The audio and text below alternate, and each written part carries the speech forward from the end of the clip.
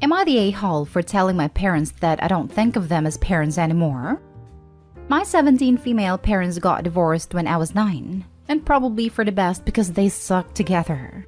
The road to get there was messy, and they still don't get along and use any little thing to get at each other. So I've learned to just keep my head down and take care of myself. They both were dating before the ink was dry on the divorce, so remarriages happened a few years ago.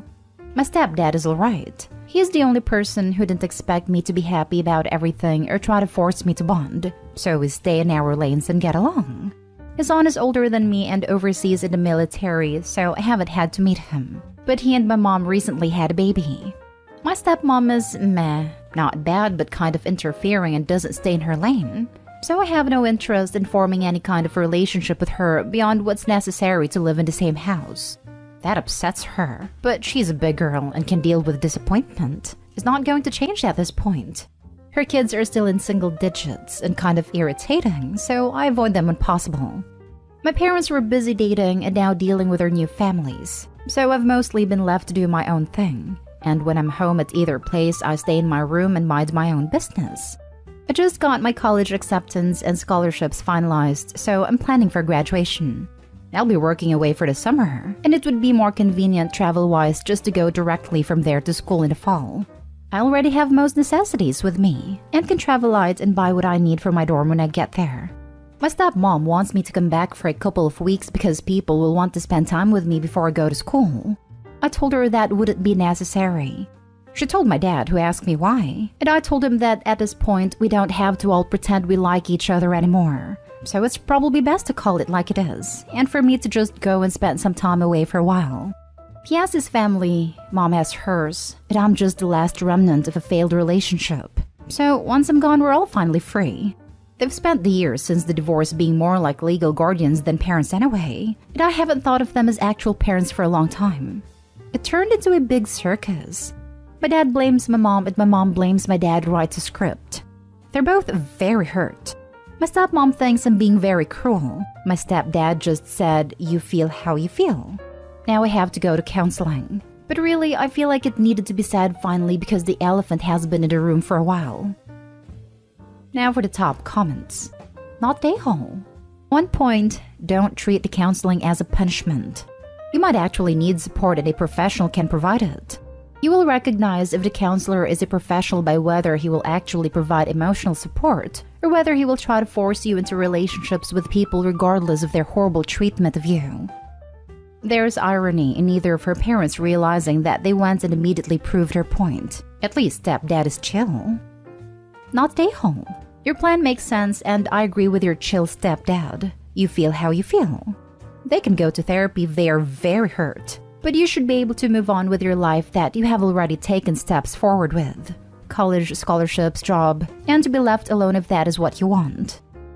That's a very sad view to take on to therapy. I mean, I agree with stepdad's comment, but therapy is not a punishment. If she has some emotional load to unpack, hello, keeping this sort of thing in for years, she should take the opportunity. Therapy isn't cheap, so it may take years for her to afford it for herself if she later decides it would benefit her. OP, if nothing else, think about your future and take advantage of the therapy. What can it hurt? Not stay home. It sounds as if they were busy with themselves and still are. Because they are hurt. And I don't read any concern for your feelings, only how it makes them feel. But go to counseling. This is an opportunity and you should take it. Not because anything here is your fault, but a good counselor probably will tell your parents they need to address your feelings and have them look at how they handled things. Next story. Am I the a-hole for sending my cousin the bill for my kid's birthday cake because her kid ruined it? We recently threw my 5-year-old a birthday party. He hasn't had a real birthday party since he was 2 years old due to COVID, so this was the first one he'd actually remember. We wanted to make it special, so we invited all our closest friends, family members, and their kids. One of my cousins, a single mom, has a very unruly 6-year-old. He is loud, disobedient, and a nightmare in public. When it came time to blow out the candles and cut the birthday cake, he came and stood directly next to my son. I anticipated what was going to happen next, and asked my husband to stand behind this kid in case he tried to pull anything. After we sang, this kid kept trying to blow out the candles. My husband kept blocking him and pulling him back, and we could tell the kid was getting frustrated. Eventually, my son blew out the candles and the kid absolutely lost it. He threw a tantrum and slammed his entire arm into the cake, knocking it into the table. It was so awkward. Everyone gasped and got quiet. My son looked up at us and I could tell he was about to start crying. In an effort to not cause a bigger scene, my husband picked him up and whispered to him that we had another special cake just for him. We didn't, and he seemed to calm down. Meanwhile, his cousin was still standing there screaming and crying, his arm covered in cake, while his mom was nowhere to be seen. I walked him over to the sink and washed him off, and quietly told him that he shouldn't have done that to the cake, and that he should apologize to his cousin for what he did. He screamed no in my face and then ran away. My husband ended up running out to buy a sheet cake that we cut and served to everyone. I spoke to my cousin after the party about what happened since she wasn't in the room, and she brushed it off saying kids will be kids. I completely disagree. I've been to plenty of birthday parties where the other kids let the birthday boy/girl have their moment. I suggested she pay for the ruined cake, and she looked at me like I was crazy. I told her how important it was to us that this birthday be special to my son, since it would be the first one he remembered, and how all he would remember was that his cousin ruined a special moment. She got extremely defensive and refused to pay for anything. She then accused me of acting like the perfect mom and began to list the ways in which I was in fact not perfect. It was a hurtful conversation and we haven't spoken since. I sent her the bill for the ruined cake and she has not paid us. I actually feel she should pay for both cakes since her kid is the reason we had to get another one, but I didn't go that far. My husband thinks she'll never pay us and that I should drop the issue at this point. He says that since she's a single mom, it's probably hard on her, and we should cut them both some slack. I understand that, but I feel like it's just letting her and her son off the hook, and this will lead to even bigger problems in the future if we don't hold them accountable. Am I the a-hole here? Not the a-hole, but you'll never get your money and I think you made a point. The kid is a jerk because the parent is a jerk. No longer invite them to any parties and enjoy your immediate family because they seem nice.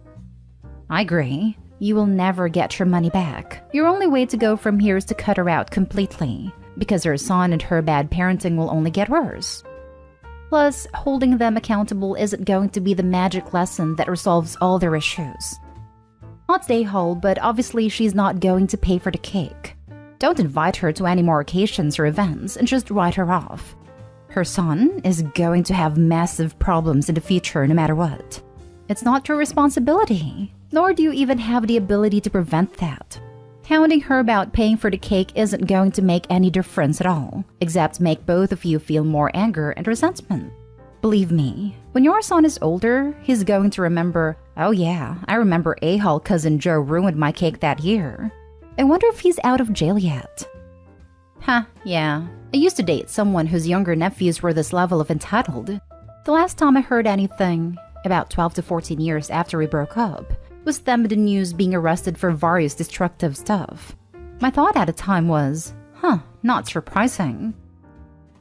Next story is titled, Am I the a-hole for refusing to babysit one of my nieces anymore because she stole my son's medicine because she thought it was chocolate?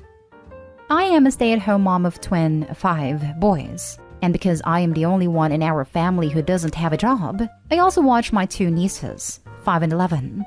Only the 5-year-old is my brother's genetic child. The 11-year-old is from my sister-in-law's previous relationship. Normally, I would have never mentioned that because our family treats both girls the same, of course, but it's relevant in this case. Since my brother and sister-in-law and parents all still work, they come over to my house every day and I care for them and help them with their virtual schooling along with my own kids.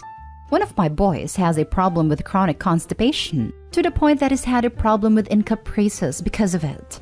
Doctors still don't know exactly what is wrong. We're still trying to figure it out. One of his medicines he has to take every day is those X-Lax chocolate bars. He has 1/2 square every morning. We've had issues in the past with the kids asking for chocolate because they see my son eat some, but I've explained it's not really candy, but son's medicine. My other son understands and is fine with it. There have been a few times my sister-in-law has asked if I could get a normal chocolate bar for the other kids, so everyone gets chocolate in the morning to make it fair.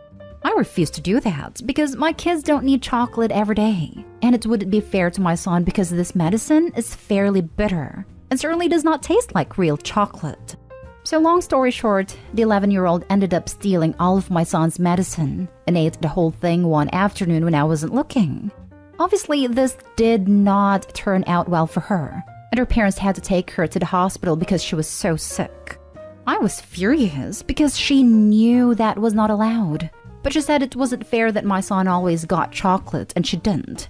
I told brother that I didn't want to watch 11-year-old anymore because I can't trust her not to steal my son's medicine.